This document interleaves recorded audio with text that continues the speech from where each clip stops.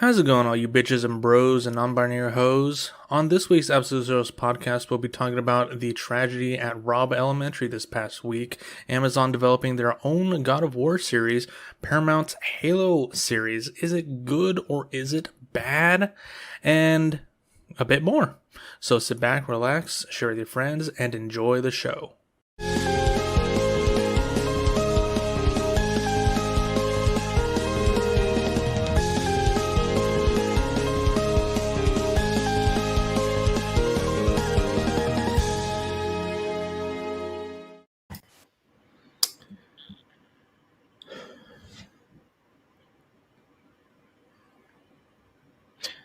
Eva Mireles, Irma Garcia, Lexi Rubio, Jose Flores Jr., Izia Garcia, Xavier Lopez, Jacqueline Cesares, McKenna Elrod,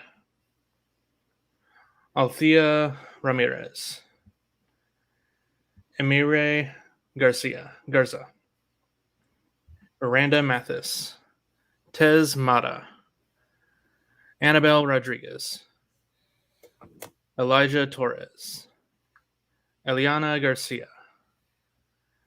Nevea Bravo, Gaila Silguero, Jace Luianos, Lyra Salazar, Maite Rodriguez, Rogelio Torres.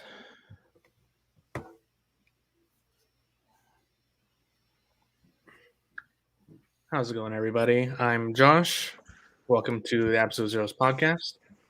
With me tonight, we have Raj and Fluffy. How's it going, guys? So, this week we got a lot to cover. Star Wars Celebration started up this past weekend. We are going to save all topics and news from that for next week. Have a Star Wars week. But this week we're going to be talking about the Robb Elementary tragedy, Amazon making its own God of War series, as well mainly the Halo series from Paramount Plus. And I can already see Raj just wanting to shoot himself in the head.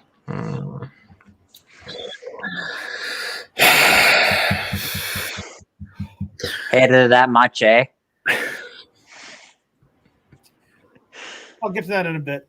I don't want to talk about it right now.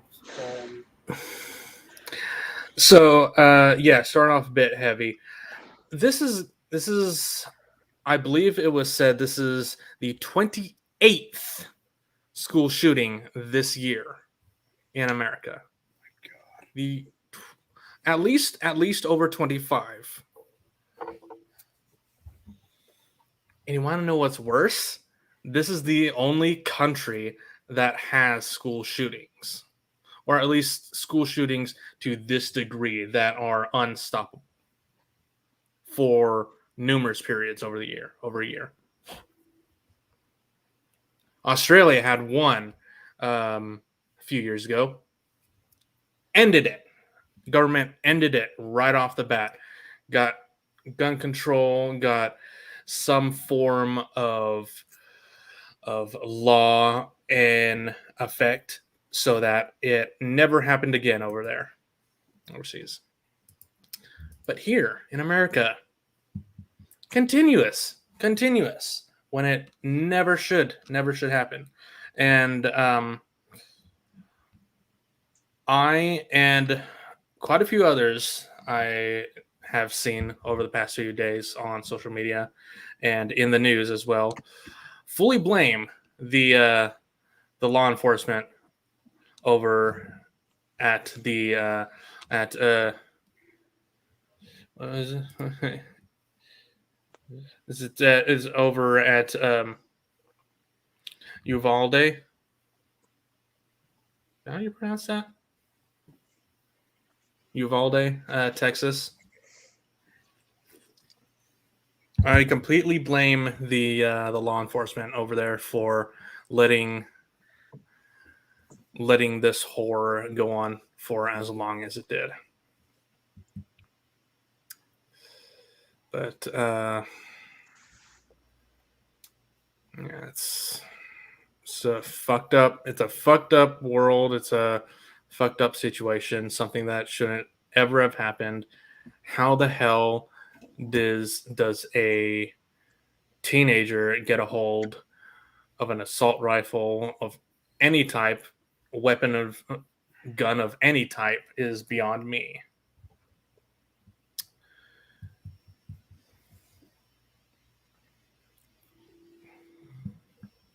You guys have any thoughts?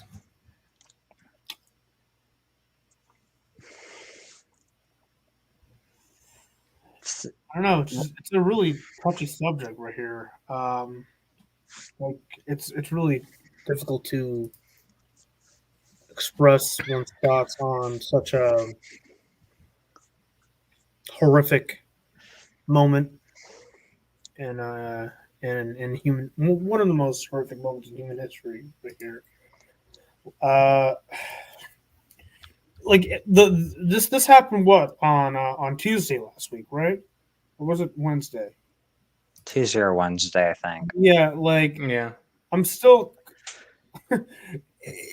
I'm still coming to grips on this event actually happened, you know, and like you can't come up with a good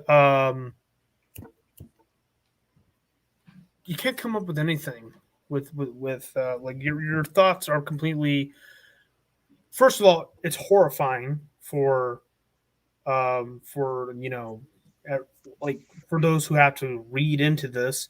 It's horrifying for the parents that have to experience it themselves. Like I feel for those families, I really do. But at the same time, I can't express nothing but anger over the fact that this keeps happening, and the fact that like we got all these big folk out there, they claim that they're going to do something about it. I'm Still waiting. I'm still waiting. Like it feels like every single time one of these incidences happen, it feels like the clock just stops turning and nothing moves until all of a sudden, all right, back into motion. It's just like, to me, it's just another day in this country. That's the unfortunate thing I have to say. It's just another day. When it shouldn't have to be. It shouldn't. It shouldn't. But that's the reality we live in, unfortunately.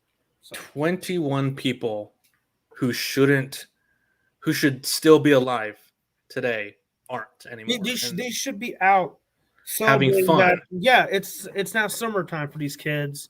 They should be out going on vacation with their families. The teachers should no longer have to grade papers and whatnot. They shouldn't have to worry about that stuff. But now these families have to start arranging funeral arrangements. That's a wonderful summer. I cannot even make a sarcastic comment on that. That's how real this is, you know? And the fact that once the police got there to the school, they waited. They didn't do at least 40. They didn't do anything. They waited at least 40 minutes until they did anything, treating it as a barricaded situation when it was still a fucking active shooter on scene. I don't understand why they didn't do anything. They just waited in front of the school and said, it's behind us. There's nothing we can do. They arrested parents, teachers, and anyone who tried to rush in to help. They didn't do anything. They helped the murderer. They helped the shooter finish his work. It's like, I hope the family sue the police station. oh, I absolutely hope so too. That's probably unpopular to say right now, but I seriously hope that happens. No, I hope so too. The law enforcement down there absolutely needs a wake up call at this moment. But yeah. Anyways, yeah. So the situation is very much a heavy-handed issue right now. It's very, very dramatic down there. It's just very, very emotional, and we wish the parents, the grandparents, the families, and everyone who had a loved one or a child injured, shot, or killed at the school all the best, and hope that they can somehow recover and move on from this in the months, years to come. But that being said, let's move on to lighter topics. So, guys, we got official first look images at DC's Blue Beetle live action this past week. So, I want to know what you guys have to say about this, because oh my god, the suit looks amazing. So let me pull this up right here. This suit looks absolutely amazing right here. Yeah, if there's someone like DC has a lot of problems, obviously, but if there's one thing that they'll always nail, that they'll always get down right, it's their costume department. Like, holy crap. From Ben Affleck's Batman to this, like, it's picture perfect. It literally looks like it came straight from the comics. Oh, yeah.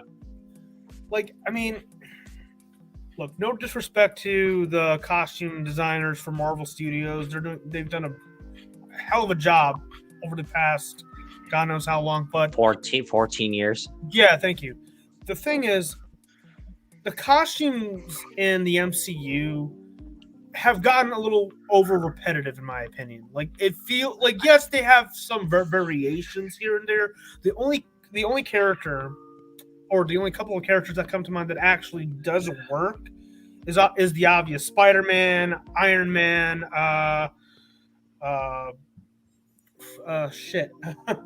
Captain America? Yeah, Captain America, Black Panther, and even Black Widow to an extent. But all of the other characters in the MCU, they look the same. I'm just more mad that for like damaged suits, DC actually damages their suits, whereas Marvel just CGI them to where they look damaged. Yeah, I was about to say that the differences between Marvel and DC in their costume department is Marvel. It looks like Marvel tends to heavily rely on CG for most of their suits. Not all of them, but for most of their suits. However, Spider-Man is the biggest sin in this case because, like, when we first got that first suit reveal of Tom in the now iconic Far From Home black and red suit, like when he was on, I think it was Jimmy Kimmel, or was it something like that? Yeah, like one of them. That suit is beautiful. I love the detailing in that suit. It's phenomenal looking. But then they overplaster it with all this CGI, and it no longer feels gratifying to look at it anymore. I just don't understand why they're so afraid of damaging suits. They can literally they have the funds to get a new suit. It's just that all the money in the world. Yes, billions and billions. That's like how it started out. When Phase 1 came out, when the first Iron Man movie came out, yeah, obviously there was CGI, but like the difference between Iron Man and Spider-Man No Way Home or Spider-Man Far From Home or Homecoming, that suit Downey is wearing in the first movie is 100% real. Like, you can see the damage that the suit actually had to endure, whether if it's the Mark 1 or the Mark 2 or even especially the Mark 3, that was a legitimate suit. He was actually in that thing. Obviously, they had to take some liberties here and there for technical reasons, obviously. But that looked good. But as the years went by, as technology has gotten a lot more advanced, Marvel making billions. Marvel making a shitload of money. They no longer have to care because they have all that dough. They don't have to care about how they present their movies anymore. Yeah, and it's kind of getting a little tiring. Like this, like when I go to a movie, I want to feel as much immersion as possible, not just through the sound, but through the sight. Like just last night, I had the incredible opportunity to check out the new Top Gun Maverick, which please, whatever you do, please go see this movie in the biggest screen possible.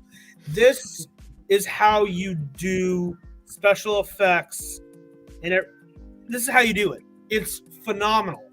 It feels real. It is real. It like.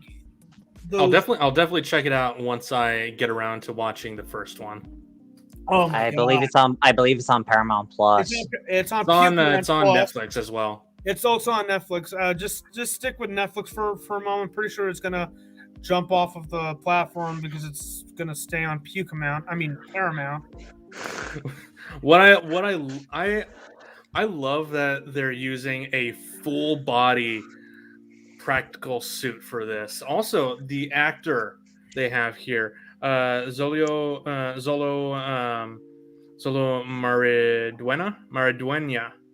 Mariduena. He looks great for Jaime Reyes. He looks perfect for that role. He first started off in Cobra Kai, right? Yeah. That's incredible. It says down right here. 20-year-old Cobra Kai actor. That is incredible. I'm happy. I really am.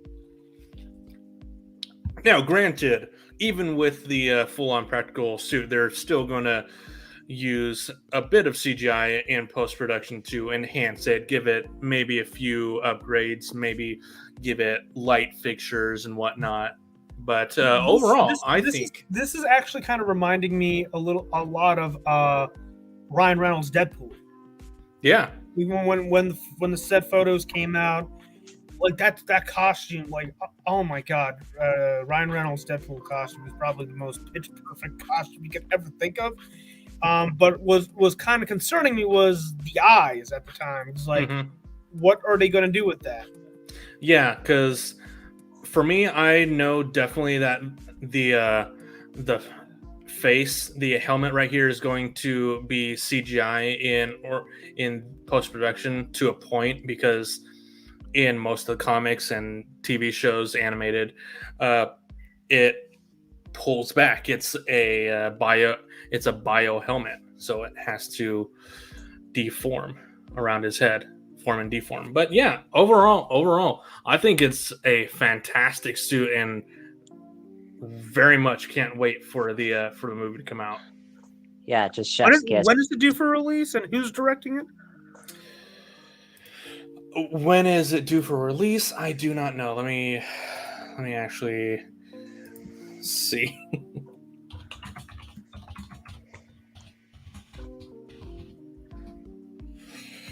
2023. So next year. Director is Angel Soto. Okay. Yeah. 2023.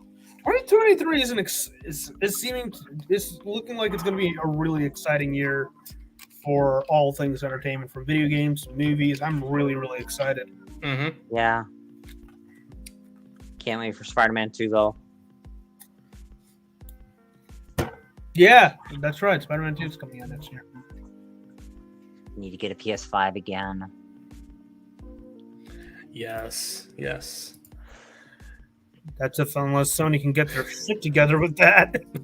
Well, hopefully the rumors where the Pro is gonna be waiting a while for that, because there's already rumors of a PS5 Pro and a Series X Pro. They just need to focus on selling the first PlayStation 5 stuff. Yeah, it's like, can we just get the PS5 and the Series X's in stores before we talk about exactly. a Pro? Stop talking about pros. Stop it. We just need Xbox Series X. Like, thankfully, there's a lot more Xbox Series X's and S's in stock. Thankfully, but still, like, just focus on what we need to get out first. Like, It's get been, them in the store. It's been 2 years since they first came out, and almost like one of my friends has yet to get a PlayStation 5. I got one. Series X. I got both. I still got to get a PlayStation 5. I have a Series X. I had a PS5, but I sold it, but I'm wanting to get another one for Spider-Man 2. Okay. I have both, so I'm perfectly fine for now. Until I have to find one for my brother, because what was it called? Jedi Survival? Jedi Survivor. Yeah, Jedi Survivor is going to be next gen, and he is a huge fan of Fallen Order. So I believe the Dead Space remake is as well, and that's January. Yeah, I gotta move my ass with that now. Yeah, the end of this year and all of next year is gonna be huge for games, movies, and TV shows. It's gonna be absolutely big. One movie that is coming out very soon, within the next year, I do believe, is I can't believe I'm saying this. Winnie the Pooh horror movie. Oh, that. Yeah, That's because it's not the Disney version. It's now public domain. Yeah. The original one is public domain, but the Disney one still isn't. Never will be, supposedly. Yeah, the Winnie the Pooh IP went up for entered public domain very earlier recently, this year. So yeah, this is happening. This is happening. Apparently, Piglet and Winnie fucking devoured someone. That's Someone Piglet and tried that's to make a Pooh. horror movie out of this. They ate. Oh my god! This is a thing. This is real. This is a real movie. I gotta give this indie movie. I gotta give this film team props. It does look fun. Like it looks ridiculous. Like they put a lot of. It absolutely looks ridiculous. Like the costumes look terrifying. I have no interest in it, but I'm probably gonna go see it anyway. Yeah, it's like one of those train wrecks you just cannot help but look at. You know. Mm-hmm. But you know that it's a train wreck, so you just keep looking anyway. Exactly. Oh yeah. By the way, the movie is already finished filming. It was filmed in 10 days, so currently it's wow. That's quick. That's how you know. That's how you know what kind of a movie you're getting into. Oh my god! This is a dream come true. Oh my god, we're getting another one of these. Oh, I hope to God this is not one of the. I'm pretty sure it's gonna be on the same reins as Tommy Wiseau's The Room. If you know what I mean. I'm pretty sure it's gonna end up being that. Like it's gonna be so bad that you just can't help it. It's basically I haven't played the game. But does anybody remember the iconic train wreck sequence from Call of Duty World War II, where it's just like it's a train, it's literally a train exploding all of a sudden. It's just like crashed like cable cars toppling all over each other. It's one of the most bizarre things I've ever seen in a Call of Duty video game. That's basically this fucking movie. I believe the last one I played was Modern Warfare 2019, but the last one before that was Black Ops 2 or 3. Yeah. Last one I remember playing was Ghosts. You're a smart man. And I played that on PS3. You're an even smarter man. I can't believe I remember going to getting that on launch day for 360, and the store was a fucking wreck. My GameStop was a wreck. Oof. Oh my god! Like my I wanted to give Modern Warfare 2019 a shot once again because we're getting the sequel. Mm. And I just cannot stand this fucking game's install progress. Like, for fuck's sake, you have to get the main campaign. Like, you have Spec Ops. Like Spec Ops, got the multiplayer, you got the Spec Ops again, you got the campaign again.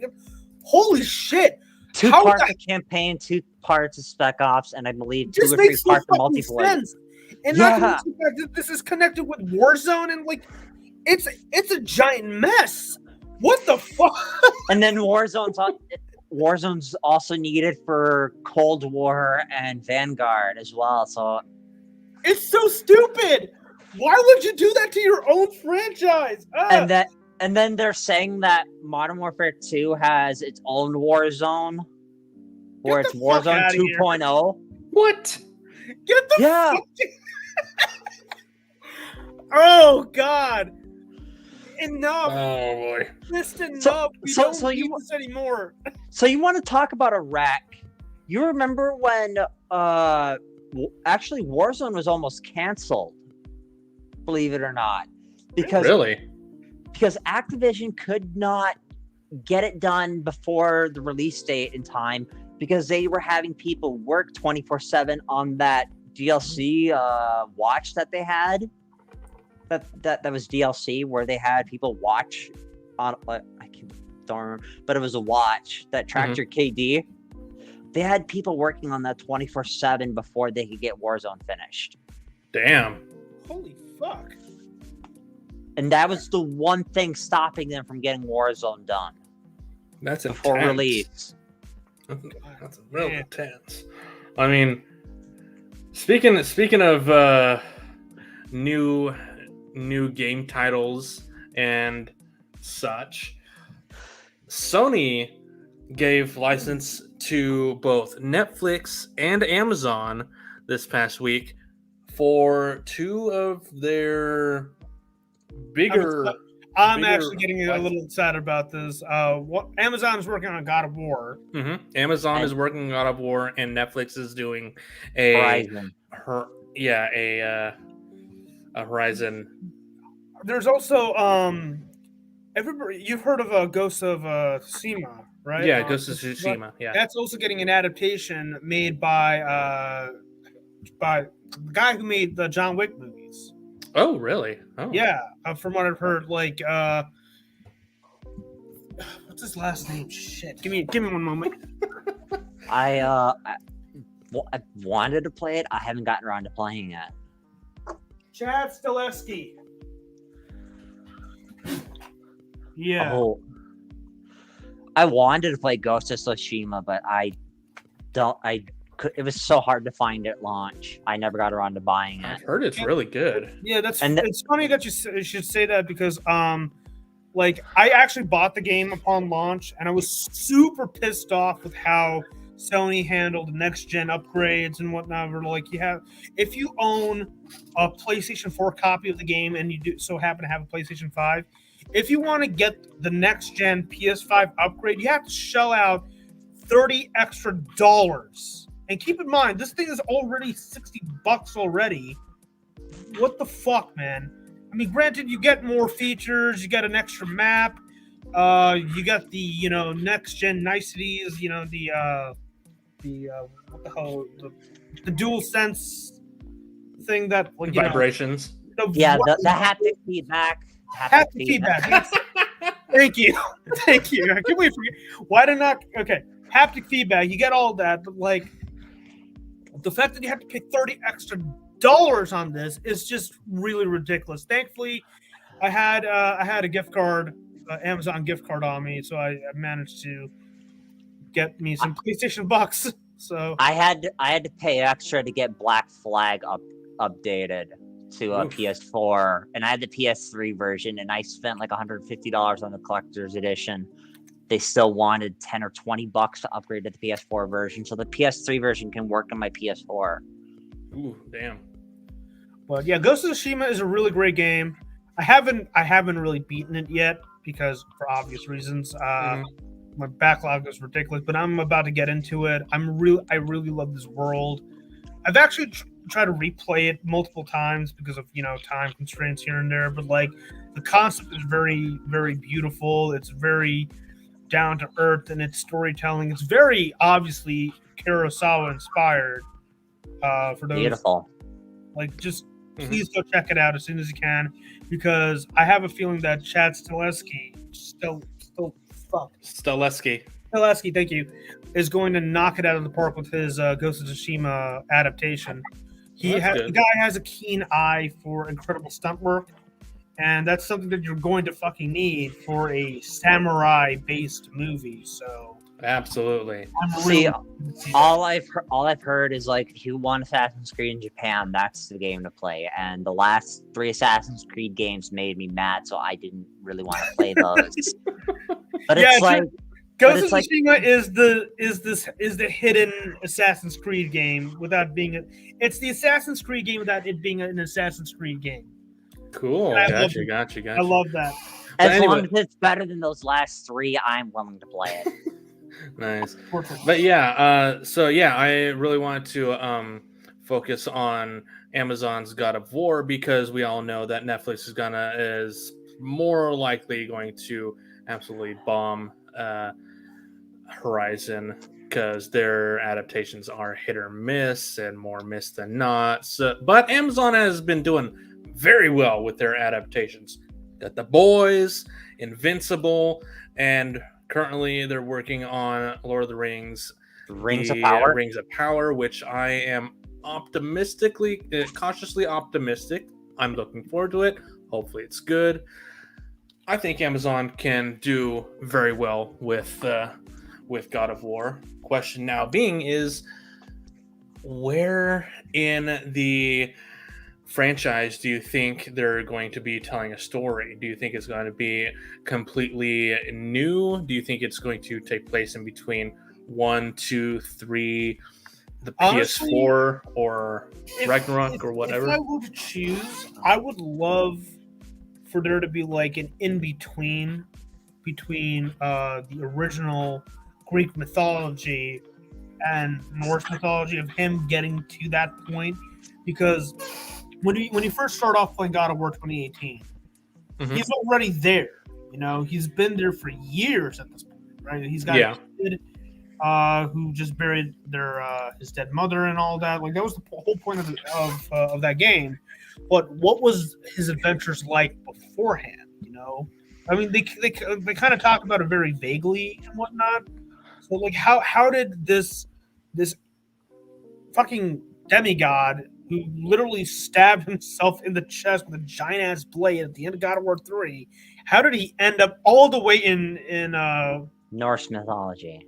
In Norse mythology, how the hell did he get there? I would love to see something like that. But if they want to play it safe and do not do what a specific series recently did with their adaptation, want to stick with the classic Greek mythology. Because you cannot have a Kratos God of War story without have something to do with the old Greek myth. It's just impossible, I definitely think they could do a decent adaptation of either of the first 3 games in a multiple season format. Yeah, I wouldn't mind that at all.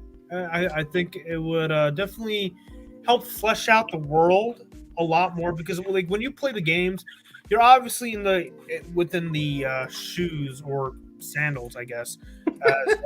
As Kratos, yeah, he wears sandals. I hate to break it to you, he wears fucking Spartan sandals. That's just in the games, okay? Like I would love to see how.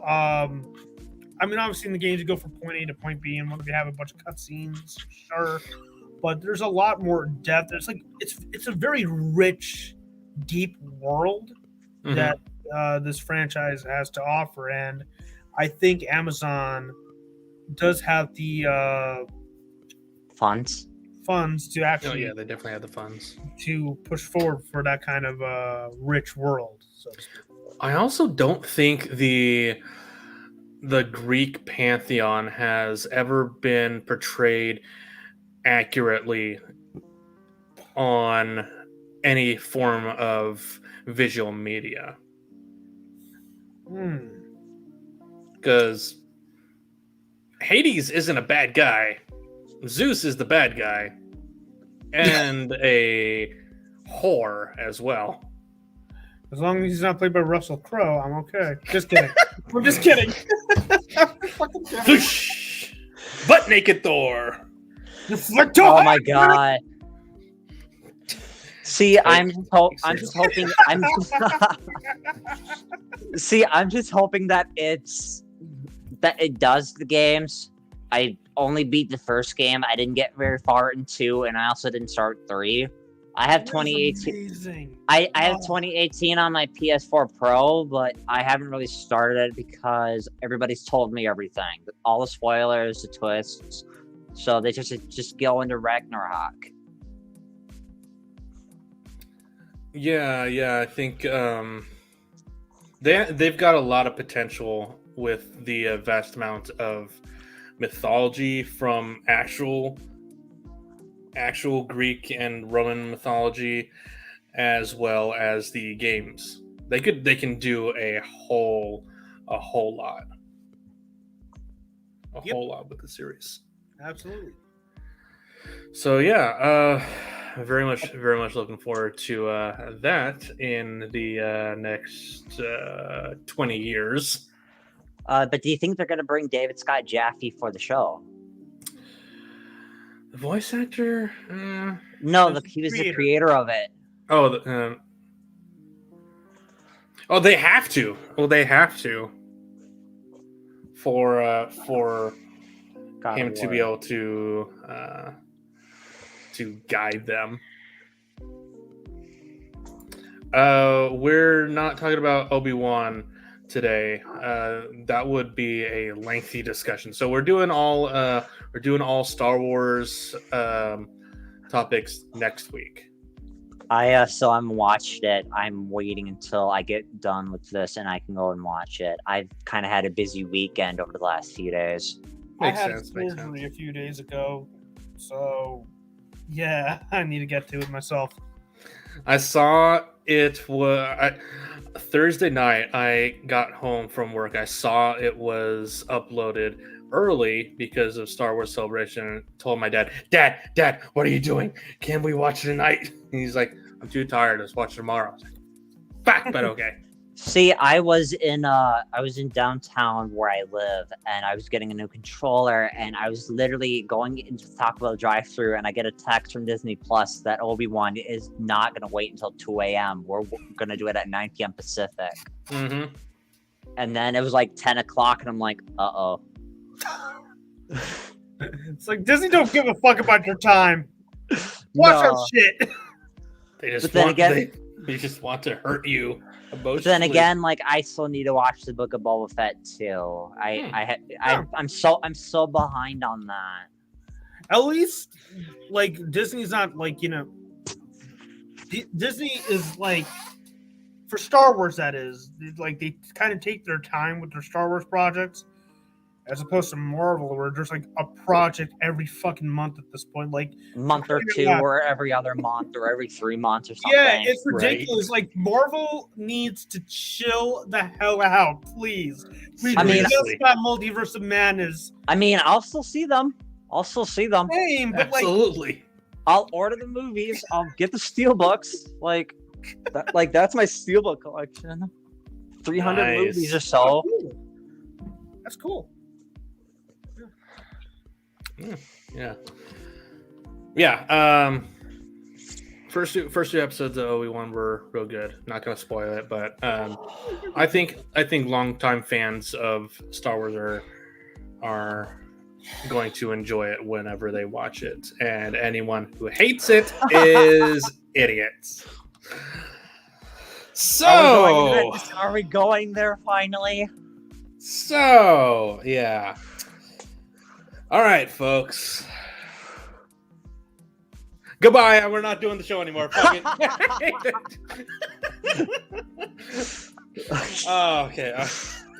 Yeah, I dragged Raj all the way out here. Forced him to watch the show just for this. Yeah, I definitely don't see any laser dot pointers at my fucking head. See, Anyways. I'm gonna try to be the positive one here. So, Okay, I'm gonna be I'm actually gonna be incredibly honest in my take here. So first and foremost, how far has everyone gotten in the Paramount Halo series? What episode are you up to currently? ready for season 2. I just haven't watched it Declassified. I watched 0 episodes. Fucking James. Okay, so I'm jealous. shut the fuck up. I watched every episode in this. I Okay. watched every episode. Alright, In this. So firstly, what are your guys' thoughts in one sentence for the series? For me, it could have been better. It's not bad, but it could have been way better. There is a Yeah. lot of potential.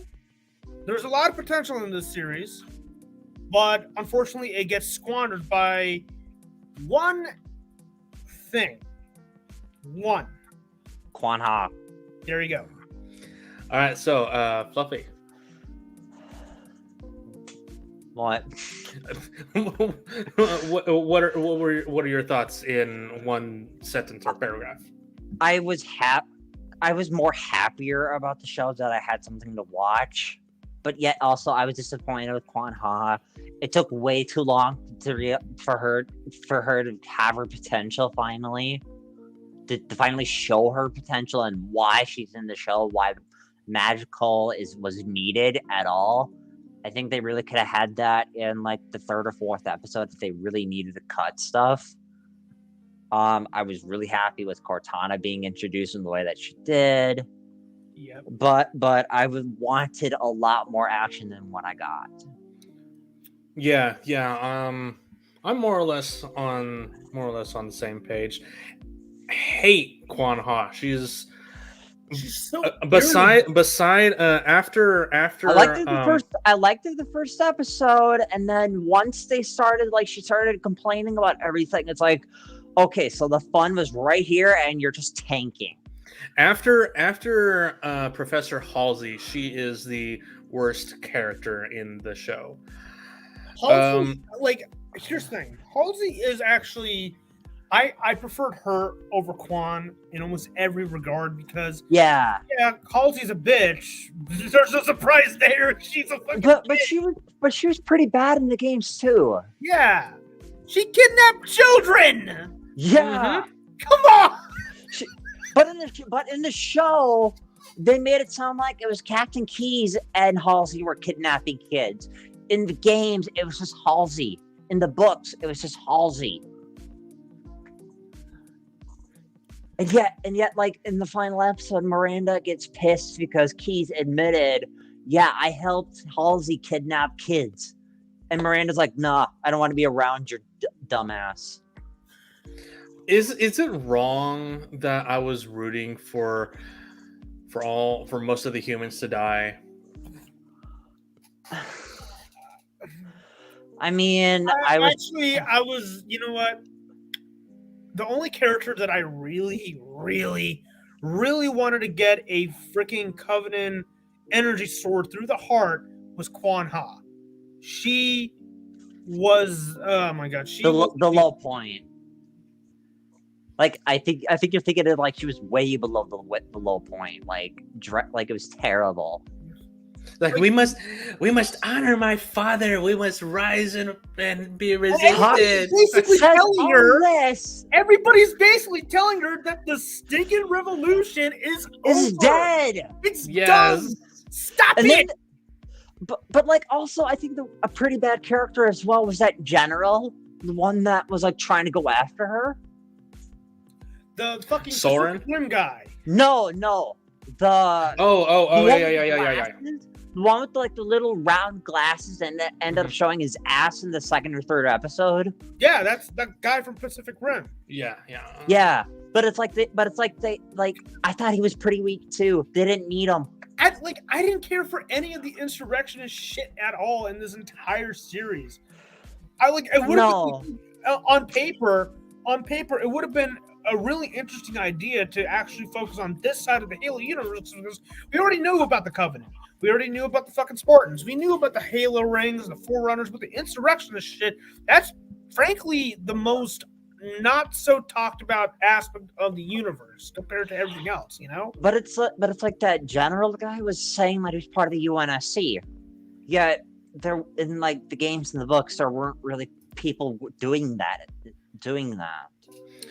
The actor's name is let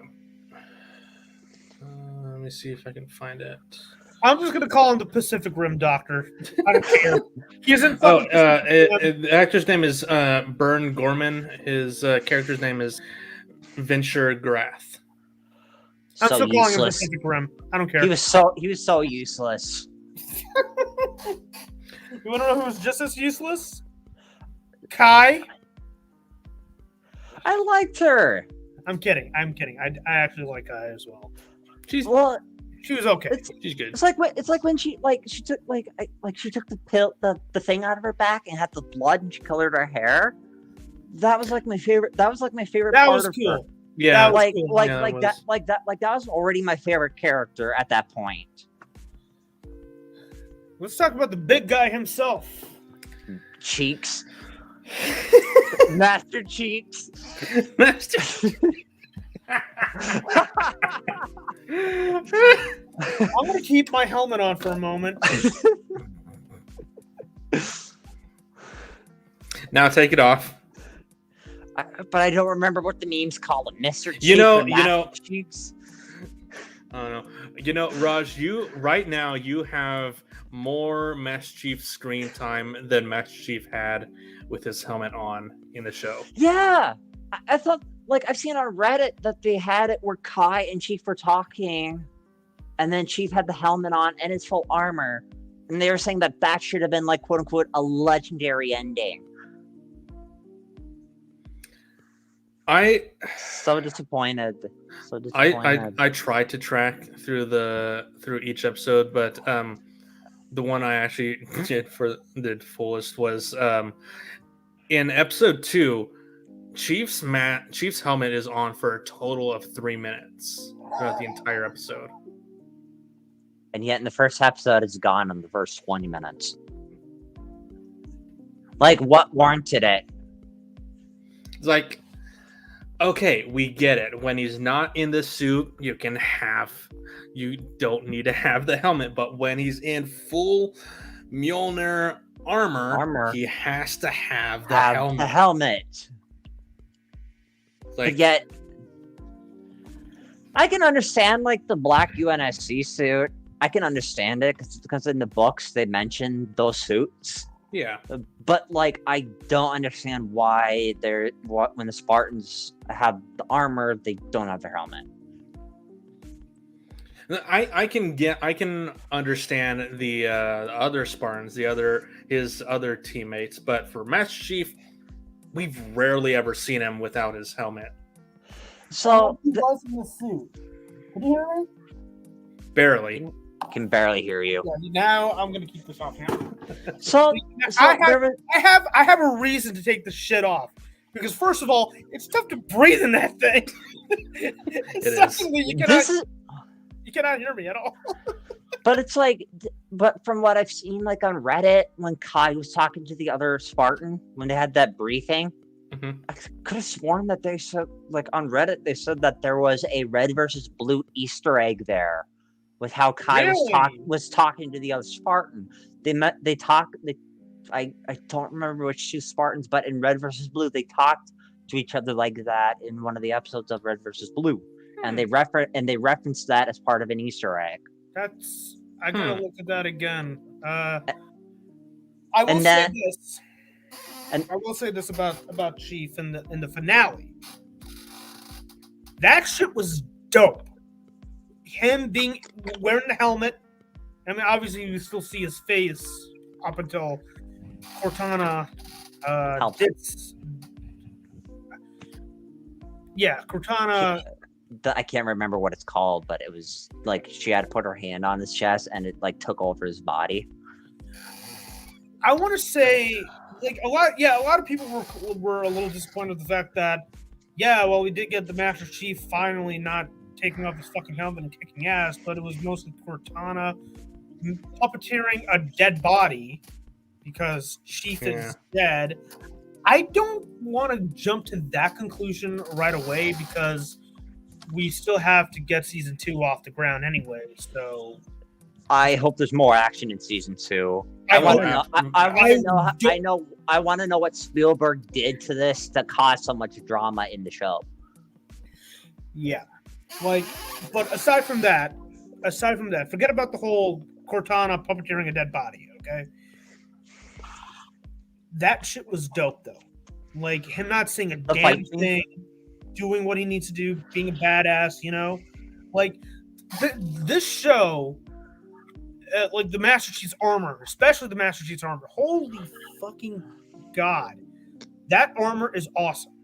Yes. It literally ripped straight from the video games, and there were an ample amount of times where Chief acted like Chief from the video games. I was kind of surprised, but what really bothers me is the fact that you can tell an interesting story of a guy who's mostly known for wearing this fucking thing. You can tell an interesting story. Hell, we had 2 seasons on Disney Plus called The Mandalorian. Where majority of the time, he doesn't take off his fucking helmet off unless it's warranted. Mm-hmm. Now, I can understand, and in the games too, he didn't take it off for a lot either. I remember what was it? Was it episode 4 or 5?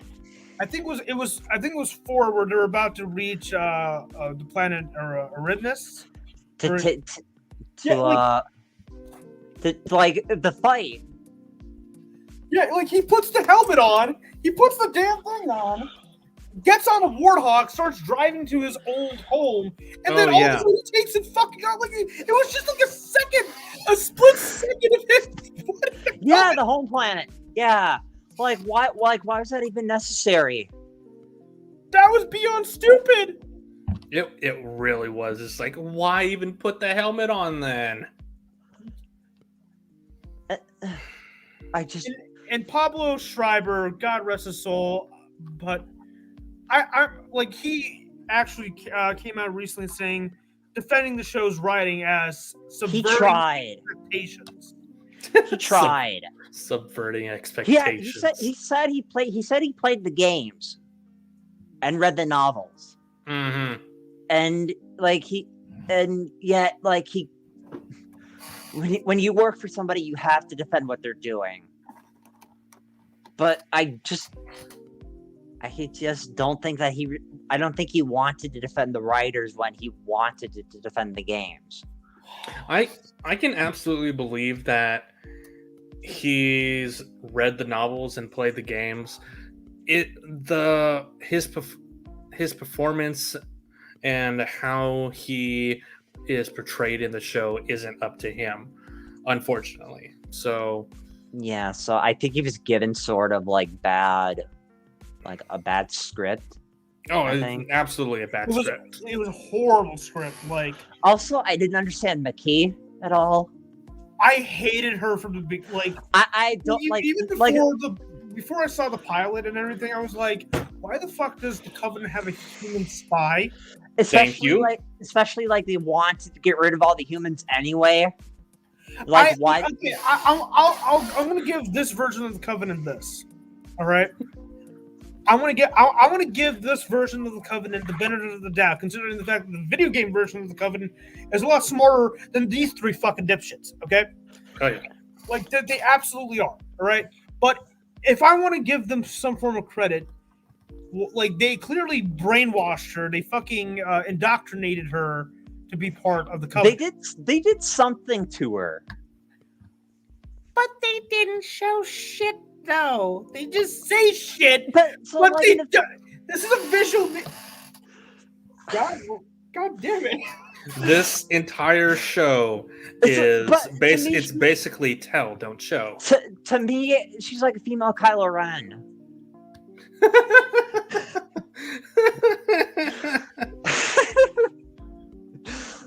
I can see that. I can see too. Oh my god! Show. Oh my god! I just don't understand why they kept her when they kept saying that they wanted to kill all the human race. The biggest issue I had with this show, aside from certain characters, is it's the lack of focus. Like, where does the show want? What is this story trying to tell? Is it trying to tell the Master Chief story? Is it trying to tell Maki's story? Is it trying to tell fucking Quan Ha? Shouldn't this show be about humanity versus the Covenant to stopping them from getting to the fucking Halo? Isn't that what the whole point of the show is? It's like, Quan Ha shouldn't have even been a factor in this show. Protector. She's a protector of the rings, though.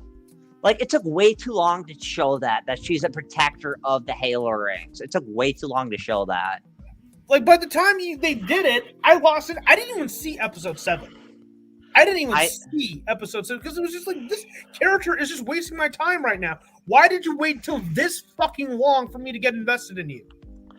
Yeah. They showed her as a protector of the ring after taking like some sort of drug, and Chief constantly punching her to come back to reality, and then going back into the dream aspect or the drug-induced aspect. And then after she had the drug-induced aspect, that's when she found out that she had to protect the rings. And then the next episode, she has Soren helping her fight against the general, and he ends up going up in flames. Soren ends up saving her and goes off and finds out that she is indeed fully loaded with money, and gets a new ship and goes away.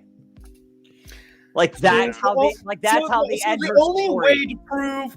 So, according to the show's fucking logic, according to Stephen Kane, who was the showrunner of the fucking season, right? According to his logic, in order to provide an ample amount of importance to a fucking character, you got to make sure that the character is 100% on shrooms. I think it was a liquid, but yes, on sort of drug and sort of like dream aspect. Yeah, like, where's Mario? We need to have an intervention with this bitch.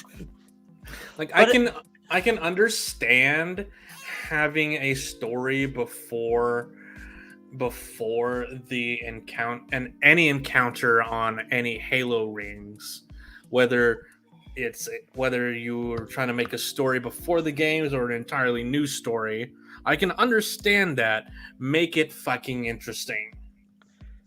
And have there be action in it, whereas instead of action every 5 episodes. This is the other thing. Like, the reason why there's a lot of changes to the lore and whatnot, first of all, this is fucking inexcusable. Okay, why the hell does Halo have to pander to a broader audience? Why? Like, there's already a massive fan base. Yeah, exactly. Huge. It is one of the. It is the reason why this. You see this right here? Xbox. It's the reason why Xbox exists. I think the Thursday that the finale was released was the 9-year anniversary of Microsoft announced that Halo the series was announced. 9 fucking years, and they finally get it released, and it's a mess. 9 fucking years, and they come out with this, and people are already like, nah, I'm not watching this, or this sucks. Forward Unto Dawn was better than this. Yes, absolutely. It didn't butcher the lore. Master Chief didn't have to showcase his fucking ass throughout. Oh my god. He didn't have sex with a fucking spy. The sex scene. The most uncomfortable sex scene in like all of TV. Oh no, did I cause him to leave? No, not you. He's just remembering the sex scene. I forget it. I don't. It was the most uncomfortable sex scene ever. And like, I was alone when I watched it, and I was like, "What the fuck is this? This is so uncomfortable." Like, do I need my shades to be down a bit more? Oh like, my do I need god! to go into a closet to watch this? So, like, I've seen every episode of Game of Thrones. Game of Thrones sex scenes, even though there's some of them were incestual, they were not as uncomfortable as the Halo sex scene. And that's saying something. And that's saying something. Like, I didn't understand why they even had to have sex in the first place. I'll be right back. Oh no. Okay. But I didn't understand why they needed to have a sex scene with them. There was the rumor of the sex scene with Chief and Cortana possibly happening, like that was gonna happen. But that'd be weird. Why Chief and McKee? Like, there was like no actual like love in between them. Why even try? No chemistry whatsoever. I can understand Chief and Cortana after having the years of game lore. After that, I can see them getting together in some form of or whatever. Even though it's but him and a Covenant human spy. No. Why? It would have been weirder if it was Halsey though. Probably been better. I don't know.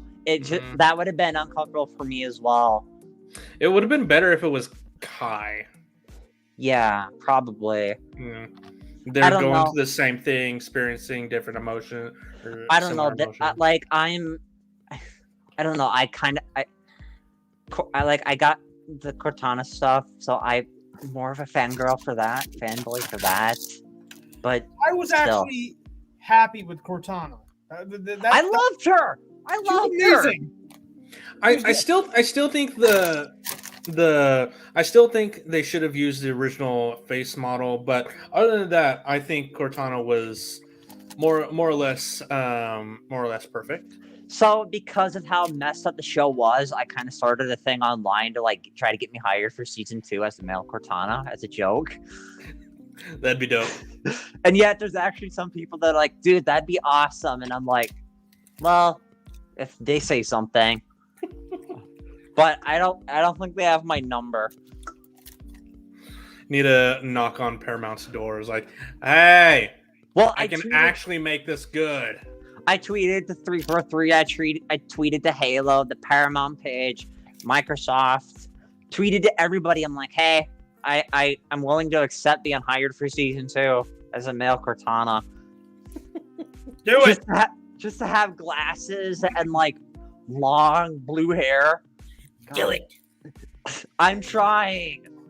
Do it. I posted that on Reddit, and they're like, "This is the most Reddit thing in all of the Halo subreddit."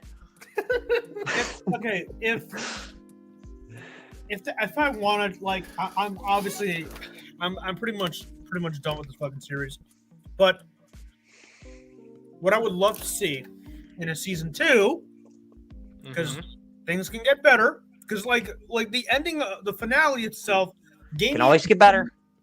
What? Can always get better. Yeah, like there was a glimmer of hope at the end. Thankfully, there was a glimmer of hope at the end, literally. So here's what I would love to see in season 2. More action, because that was one thing that they got right. The action was fucking phenomenal, right? It's amazing. Mm-hmm. Yeah. Keep the damn Halo helmet on. Just keep it on. All right? You can tell interesting stories this way. And if you want to take it off, take it off at the right time. Secondly, kill off fucking Quan. She's not that interesting. See, at the end of the season finale, McKee got shot. They don't say whether or not she survived. but McKee and John were in the Halo ring, No, and she was trying to say goodbye, and then like they like pan out to see her chest, and like it's red, and so yeah, she's on the ground, and then you see one of the other Spartans like, "What? I had to shoot her." She's dead. She's fucking dead. Moving on. But like Juanha, stop it. We don't. There are a handful of other interesting fucking characters in the Halo universe. I didn't mind. Linda, Fred, Sergeant Johnson, Arbiter, Tartarus. I want the Arbiter. There we go. Bring in the Arbiter. I want to see Arby. They're probably doing it this way, the way that it's structured, because that's probably the reason why they don't want to make it canon. Because the stuff that they have to pull through the show, the drama, the crap, all that. They're trying so hard not to make it line up with the games. But what if in Halo Infinite they do make a Silver Team DLC? There's already DLC where if you log into Halo Infinite, you get DLC for Silver Team. Really? And they're avatar stuff and like coins for like your banner and all that. There's a Silver Team banner. They've already said they're gonna have character DLC for Halo Infinite from the series. Yet the showrunners at Pokemon Plus. Yeah, I'm calling it that because I fucking hate the service. They claim that this is a separate timeline. This has nothing to do. Alternate timeline. They shot themselves in the foot. They should not have said if they said that this was like that's one way of like, okay, we don't have to worry about the canon of the main games anymore because that's fine. We can do whatever we want and totally destroy it, and yet it's our thing. I don't know. I just hope it gets better. The action was fine. Loved Cortana. Yeah. I just want Quan Hawk gone. Although I do understand the amount of shit that she gets on Twitter. I get it. But like, it wasn't needed. Like, the actress who plays Quan, she's fine. Yeah. She did the best she can. And the Twitter harassment isn't fair. But like, her entire part of the show wasn't really needed. If she wasn't even in the show, it wouldn't have made a difference. I mean, it would have made it better. Yeah, it would have made it better. I liked Soren. I liked him. Yeah, he was a good character. Spartan that went out of exile, abandoned the UNSC. That the Rebel station, that was fucking cool. That's something I never thought I'd see at all in this franchise. They need to bring in Nathan Fillion for Buck. Yeah, get him in armor again. Yeah. I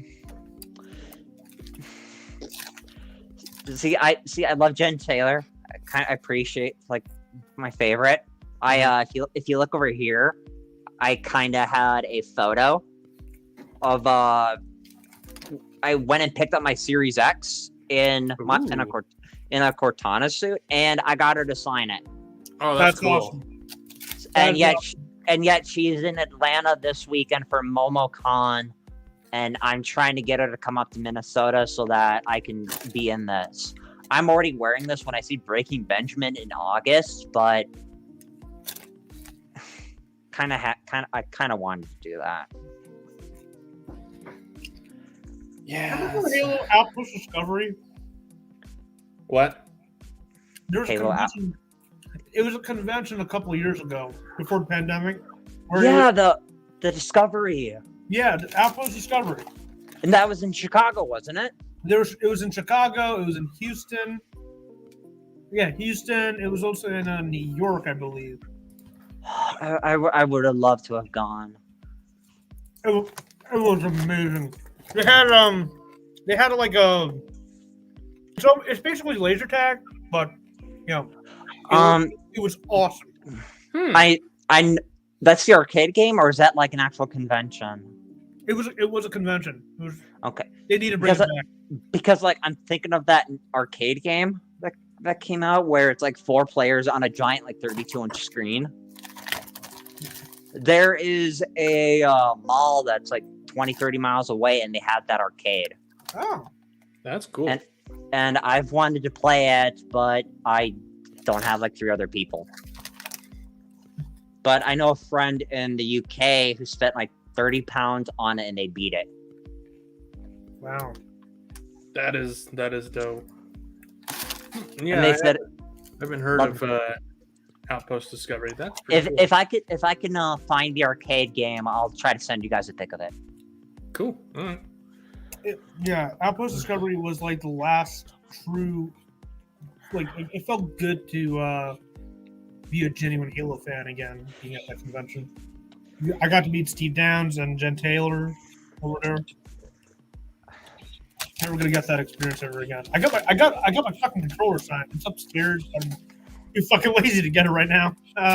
See, all I've got really to sign are my suits. I have like 3 or 4 Cortana suits due to weight.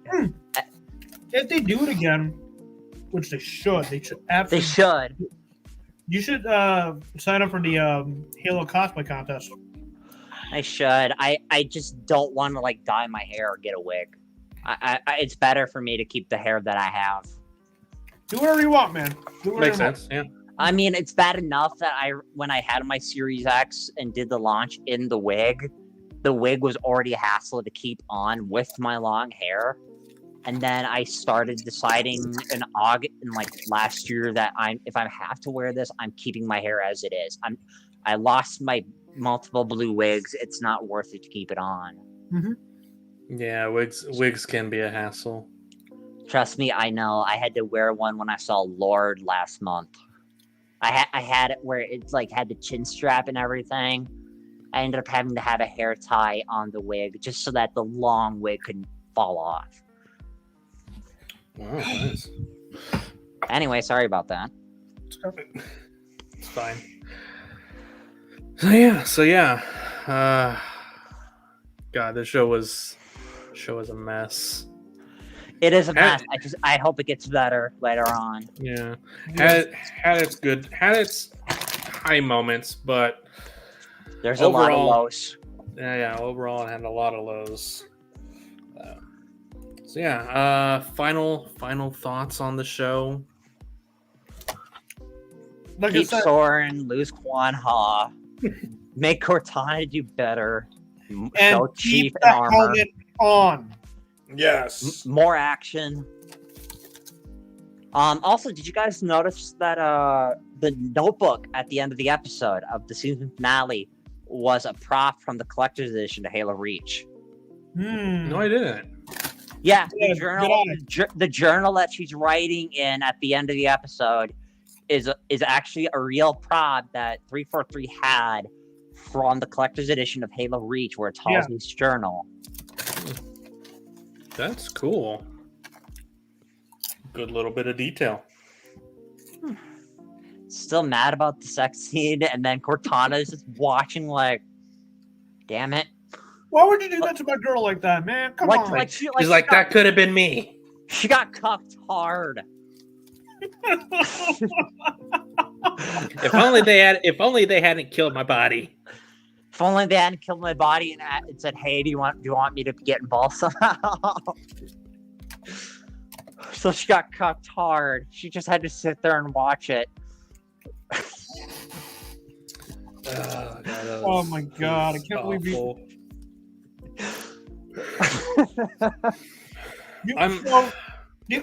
According to the show's logic, the showrunner's logic, to make sure that a character is interesting, you need to A, make sure that they're high on fucking crack, or B, have a pointless sex scene. Have a useless one, yeah. And like I said, the sex scene was really uncomfortable. Just super uncomfortable. I can see how the show got its rating on Rotten Tomatoes as it is currently, because currently it's at 51% for audience rating. Everyone is split on this show. See, it's a 6 or a 7 for me. Yeah, I'd say it's more towards a 4, but a good 4. Like it has its good moments, but it's just low enough to be like it needs to be better. But like, I'll buy it when it gets on DVD. I'll buy it then. For me, it's a 5. It's an easy 5. Makes sense. About what average for everyone is. So, yeah. So I try to stay positive. I think it's better than the last, like some of the that it's better than some of the other video game adaptations, but it's not better to me than like Sonic or Detective Pikachu by any means. I really love Uncharted was a better adaptation than Halo. Let that sink in for a moment. I bought that. I pre-ordered that. I haven't gotten around to watching it yet, and yet I didn't play much of the games either. I still haven't played any of the games either. But yeah, DVD just came out too. But I got the Steelbook. I just haven't watched it. I am a huge fan of Uncharted, and while yes, the casting is still really, really weird, questionable. Yeah, but if you play the games, especially the first 3, the dynamic between Nate and Sully in the games is spot on in the movie. It's perfection. I love that dynamic. I'm glad that they brought that to the big screen. With just wish it wasn't Mark Wahlberg. Yeah, honestly, I don't like. I was on the fence about that as well, but like the more I kept watching, the more his version of Sully started to grow on me. Like there's a thing about like respecting the source material and then having an actor that acts nothing like the character. So what do you think about them getting a sequel? I want a sequel. I want a sequel. I really do. Like they just announced it made 400 worldwide. I'm glad it makes sense. And then that's when they said we're doing a sequel with Tom and Mark. Yeah, even I'll happily watch that. Yeah. I think it's I rate it a solid 8 out of 10. Like even if it was a 6 or 7, I still would want to see a sequel to see what they could do. Like Marky Moo. No, that's Markiplier. Marky Mark. Marky Mark. Marky Mark. He was originally supposed to play Drake almost 10 years ago, but obviously was Nathan Fillion. Yeah. I think it's too late for Nathan, to be honest. No, it's way too late. But him being Sully, like I said, at first I wasn't sure, but as soon as I saw the movie, I saw this movie twice in theaters, by the way. Okay, and the more I kept watching, the more like the mannerisms of Sully, of him being fucking irritated as shit because he's a bit older, you know. He's definitely he's more experienced, but he cannot stand stupid shit from time to time, you know, like that's the Sully I remember from the games, like making simple mistakes, yet they're honest simple mistakes that you would get from the character. It was during the movie, and I'm like, okay, they got Sully right. They shockingly got Sully right. If there's one thing that I would love to see in the sequel is more use of the Uncharted theme. Yes. That pissed me off. Like hell of a lot more. Like, heavy Uncharted scene. See, I missed it in theaters. I missed it in theaters, so I had to pre-order the Steelbook. Yeah, if they had gone with if they had gone with cast closer to the timeline of the games, with Sully being a bit older and Nate being a bit older, I think they could have done real well with John Slattery as Sully.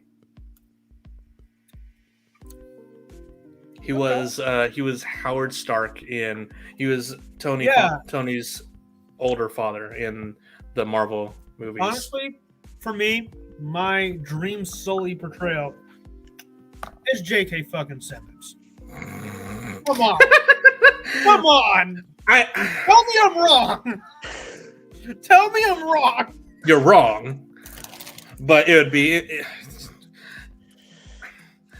I'm gonna say it can't. I'm gonna say it wouldn't work just because you wouldn't be able to see anything other than J.K. Simmons. That's the idea. See, but are you okay with Tom Holland as Nathan? As a 20-something Nate, Yeah, more or less. More or less. I Yeah. thought he was okay. Like, Yeah, he was okay. I didn't have like. Not perfect, but okay. He's I didn't okay. have huge problems with his casting. I thought, okay, like he's still looks too much like too much of a baby face, but still looks too much like a teenager. But the overall charisma. Huh? He'll grow the fuck up eventually. He'll grow up. No. Watch. Next year he'll grow up 20 years. No. The kid's already grown up. He's fucking drinking out of a fucking liquor bottle. Next year he'll age 10 years. I don't know. Tom Holland did a pretty decent job. Oh fuck that. See, I loved him as Spider-Man. I loved him. He's probably my favorite. And I grew up with Toby and Andrew growing up. Yeah. As long as there's no fucking vampires to talk about. Yeah, you don't talk about Morbius. Shut up. I saw that opening night. I was more disappointed that it was practically bloodless. I was more disappointed that there were actually people there. My theater was half for the first showing of opening night. The theater was half packed. Nobody left, and yet everybody was just having a good time. By the time they had the credits scene where the Vulture came up, everybody pretty much left except for me. I have not seen Morbius because I'm not stupid. I go for Marvel. If there's a comic book movie, I'll go. I don't care how bad it is, I'll go. But I hadn't missed a Spider-Man or MCU movie since Ant-Man 1, which was 7 years ago. And that kind of was a record that I hadn't broken. But then I think the last Spider-Man movie that I saw besides No Way Home, besides the MCU ones, was Amazing Spider-Man 2. Mm-hmm. Ooh, And yeah. I wanted to walk out of that so bad. I was so bored with it. I wanted to walk out. I'll do you even better. Have you seen Fantastic Four? Which one? 2015. No, they don't have a 4K steelbook of it, so I don't own it. For a good reason. So I don't own it. I own every Marvel movie as a 4K steelbook except 2 of them. No, X-Men First Class and Apocalypse. They didn't make a 4K steelbook of Fantastic Four, although it is on 4K. I saw it in the bargain bin at Walmart for $5 once. It's not even worth $5. I haven't bought it. I've been told to stay away from it. I saw the movie out of pure curiosity's sake back in 2015. I wanted it. There's a theater that's like 10 minutes away from here. Yeah, an actual movie theater. Where it's just $5 a ticket. $5 a ticket. And keep in mind, this is in 2015, right? Yeah. And I begged the box office manager to give me my $5 back. I paid actual cash for this piece of shit. I so wanted to leave. Oh, my curiosity! I wanted to. See, I just moved into my new place in March. The movie theater is like 2 miles away from my house. Nice. Nice. What brand? It's a family-based one. Gotcha. But it's a chain. It's called Imagine. But it's in Minnesota and Michigan. Cool. Yeah.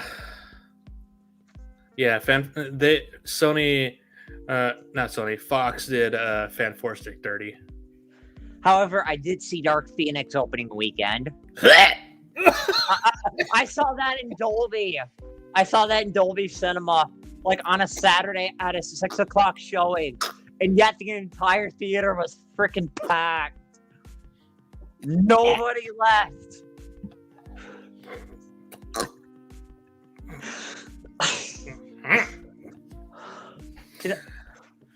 Sorry, I just had to purge myself from actually remembering that movie.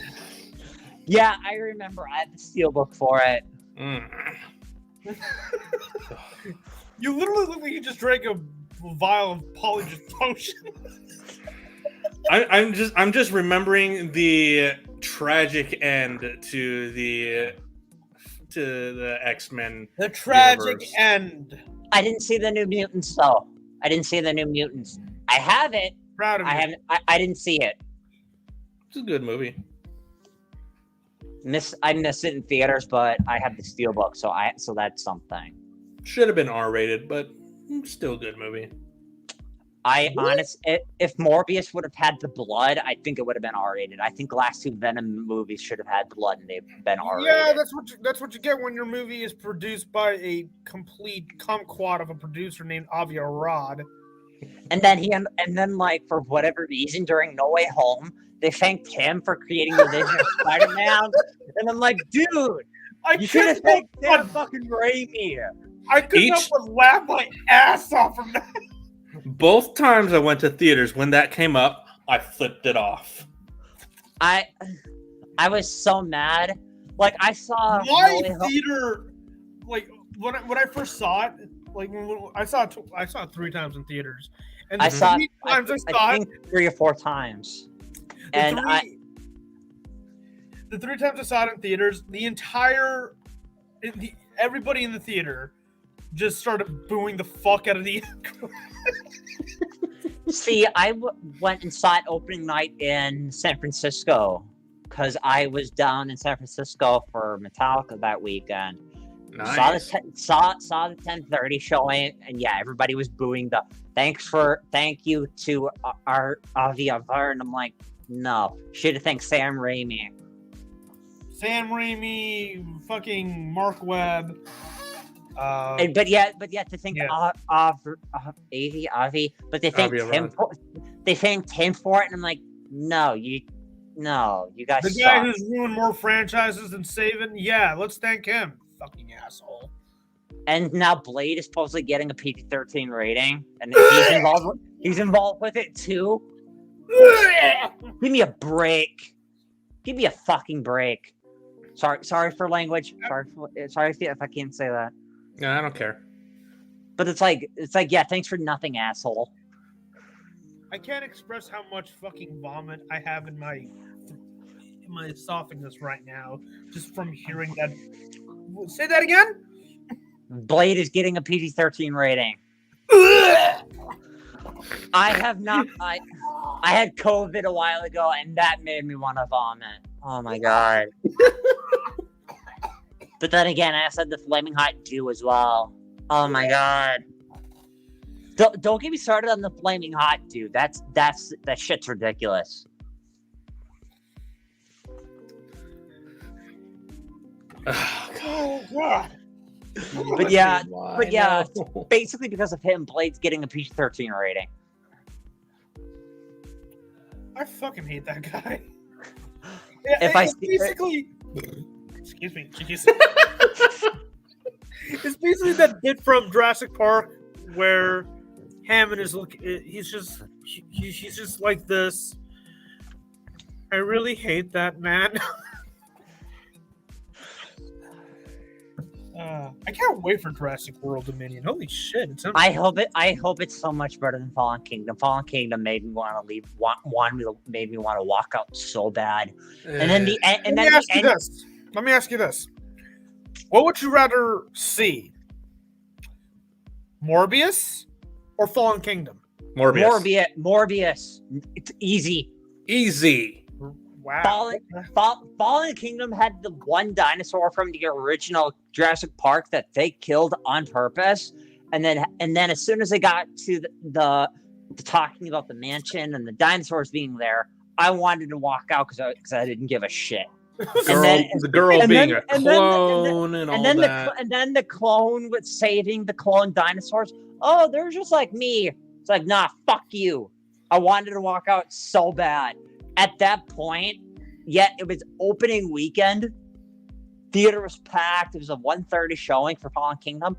Everybody got pissed. They were throwing popcorn at the screen. Really? Yeah, they were fuming.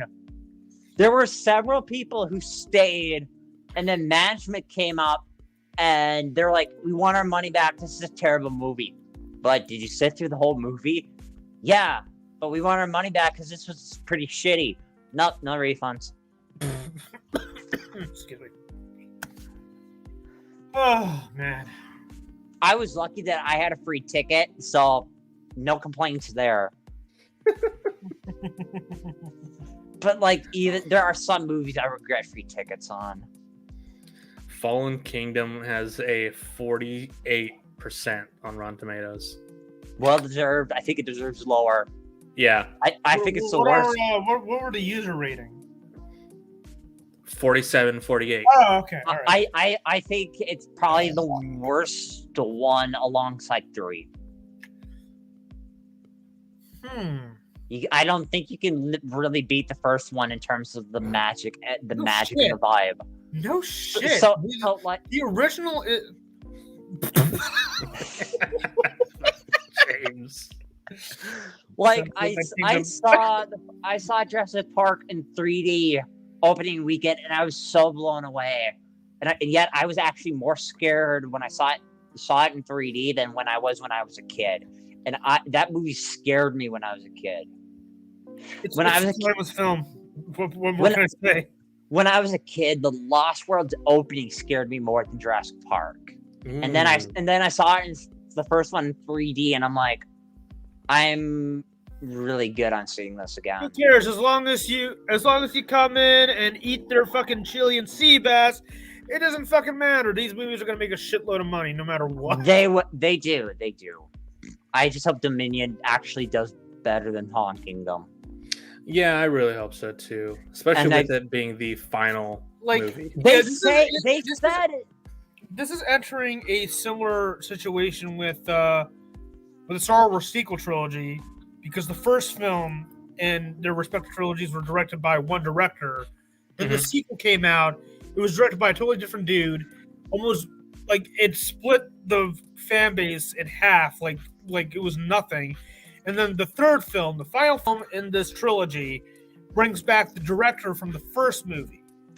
And we all know how well that went for Star Wars. That's what's kind of concerning me about Dominion right now. What is concerning is that, like, I just hope they don't pull that, what the trilogy did, where they killed off the characters, the original characters. Yeah. That's what I'm afraid of. I'm not ready. If they kill off our golden boy Goldblum, I'm riding. I'm getting the fuck out of the theater. I will not be okay if Goldblum, Alan, or I can't think of her name, but I will not be okay if they die. I will not be okay if they die. I'm okay with Chris Pratt dying. I'm okay with Bryce Dallas Howard. I hope the clone girl gets killed in the first 5 minutes because of the karma that she gets. Oh my God. But my God, Fallen Kingdom was so maddening. But Jurassic World was miles better. Yeah. And I just found out that the writers for Jurassic World, we're not talking about Fallen Kingdom. Fuck Fallen Kingdom. Okay. The writers, Rick Jaffa and Amanda Silver, also gave us the Planet of the Apes trilogy with Andy Serkis. The Dawn, Rise, and I can't think of the other one. War. Yep. I don't know. Those movies kind of scare me, so I haven't really watched them. They're phenomenal. I can't handle apocalyptic movies. Trust me, this is the one time where they didn't especially with Dawn and War, they don't really focus on the apocalyptic aspects of the universe. They focused on the characters. And after all, Dawn and War were directed by Matt Reeves, who did the Batman. Yeah. And this is something that makes me absolutely love him as a filmmaker. He doesn't like he focuses on the characters rather than the overall open world narrative. He wants to focus on their individual stories, what their motivations are, what their struggles are. That's like Dawn is one of my favorite films in general because of that. And War for like, yeah, I mean it's in the title. It's a war. Sure, there's a battle sequences going on. Apes and humans getting killed off left and right. But that's not the whole point of the movie. If you see the movie, you will see that like the whole point of War was the fight for Caesar's soul, and I thought that was a really interesting angle for a film that was supposed to be all about war, And I was like, wow, and it might as well be my favorite Planet of the Apes movie ever. But it's original. Those three are better than like the original series, right? Yes, except for the first. Like the first one is a breed of its own. Obviously, it's the thing that started it all. But in terms of like somehow as a retelling / quote unquote reboot, they are perfect. And War for the Planet of the Apes, the final film, is easily better than the original. I can say that with full confidence that it actually is. The storytelling, the camera work, the special effects, Andy Serkis's and Weta Digital's amazing production design with the apes. They no longer look like CGI characters. They're fucking. They look real. I remember back in 2017 when they were promoting it at RTX, they had a visual showcase of Andy transforming into Caesar. Ooh, yeah. I remember that. That was incredible, man. And to see it at the Paramount down there, that was a genuine treat. I'm also really looking forward to Lightyear coming out next month. I'm excited for that as well. That looks exciting. I have practically avoided almost like aside from the teaser and the posters, I avoided all the other trailers because I don't want to go in spoiled. Makes sense. When I go and see movies, I always see a trailer for Lightyear. I always see a trailer for it. But it's everywhere. But yet, like I'm cautiously optimistic. When I saw Multiverse of Madness not last week, but the week before, saw the trailer for Thor: Love and Thunder finally, and yet I avoided it on Facebook. But yet I saw all the memes, and yet I'm like, wow, this actually looks really good. Also, a nice reminder that next week on the 8th, Miss Marvel is coming out on Disney Plus. I got the teaser poster for it. Nice. Okay, hold on. I got a little bit of a side rant for a moment in regards to the Disney Plus Marvel series. Okay. Why the fuck does Moon Knight get 6 episodes? And it's a character we barely knew, well, most people barely knew about, and yet She-Hulk gets 9. Is She-Hulk getting 9? Yeah, She-Hulk is getting 9 episodes. Why? Maybe the length of her episodes are shorter. I doubt it. I doubt it. I don't know. I don't know. They're trying to get the shows for like 6-hour movies. Yeah, like Moon Knight was basically a 5-hour movie. Was in the 5-hour time range. So I mean, they're trying to stick close to the 6-hour timeline. So I mean, could be shorter episodes. See, I'm so behind on the Marvel shows. I had to finish What If before I saw Doctor Strange. I haven't seen Captain Falcon, the Captain America, the Winter Soldier show. Mm-hmm. I haven't seen Loki. I haven't. Loki's good. I highly recommend you check that out. I actually did like Loki. And then like for whatever reason I missed the Netflix shows. Have the majority of them as steelbooks, like Blu-ray steelbooks, but like the seasons that aren't available physically, I haven't watched those. Yeah, like Stranger Things 4 came out this past week, and I still need to finish. I need to rewatch and finish season 3 first. I haven't watched the entire series, man. It's been. I have not watched a single episode. I have Yeah. not watched a single episode. I'm so behind. Yeah. I haven't seen a single episode of The Walking Dead except for the finale where they kill off Glenn. That's the only episode I watched, and yet I complained that it was too gory. I mean, Walking Dead is basically Yeah. a dead series. Well, at this it's point. this last season is the finale, the end of the show. So thankfully, it's coming to an end. Mm. Unless it they should- announce more seasons, then it's literally a Walking Dead. It should have been over years and years ago. However, I do hope they take the ending from the books, where Yeah. they kind of said it's all a dream and all that. I hope they end up pulling that instead. I dream a dream. You said you had a rant about MCU. No, I was just About- like that was the rant. Like, why Oh, the okay. hell is Moon Knight Like, like Oh yeah, why, yeah, okay. like yeah, why is Moon Knight 6 episodes? Yes, She-Hulk is 9. yeah, like that's ridiculous to me. Come on, like Uh, I also mean, for- She-Hulk we kind of knew through Bruce Banner as the Hulk. You know, we kind of knew, even though she's a fucking lawyer, sure, but like he's still in the show. Like we knew about Bruce Banner, like for all this time, but Moon Knight, he's still fresh and new to me. Like I mean, I knew about the character, but not too much for me to care until the show came out. You know, Mhm. and I wanted to see more. I hope to God they announce a season 2 for Moon Knight, because Moon Knight. I think they said it was a limited series. ah, Who knows? Who knows? we'll see. Yeah, definitely we'll see. Anyways, yeah, I think that's we can end there for the night. It also was confirmed that She-Hulk will be taking place in between the blip years, between the 5 years. That's why Hulk still has a good arm in the show. Also for Halo, I thought they said there's going to be 10 episodes, not 9. I thought so too. That like, And they said they spent $10 million an episode, and yet the entire season was $100 million.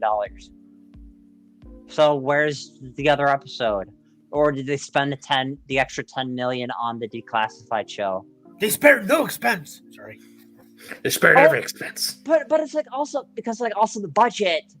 Why does some of the budget look super shoddy in Halo compared to where it's in the games where they look so much better? It's on Pucamount Plus. What are you gonna expect? Well, I thought Microsoft was gonna be like, hey, here's this budget. use Why the didn't power." they go to HBO Max? I mean, like Halo appeared on a lot of Warner Media products already. Like Halo Legends was made. Well, it was a Warner Brothers property. Yeah, What the Halo hell? Legends. And I then don't know. OD the Forward Unto Dawn, I think, with Warner Brothers as well.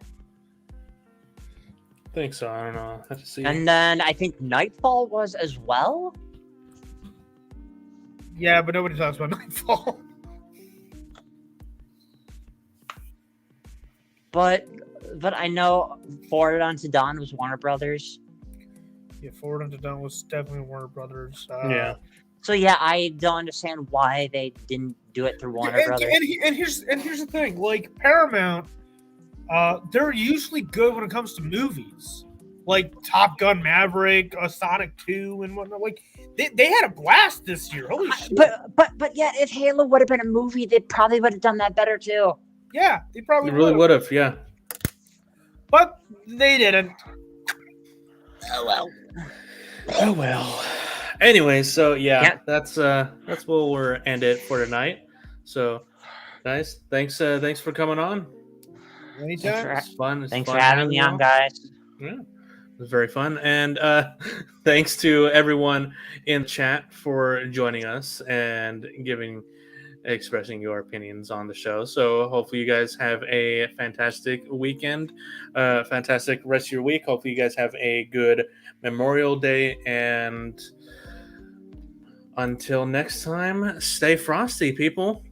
Peace out.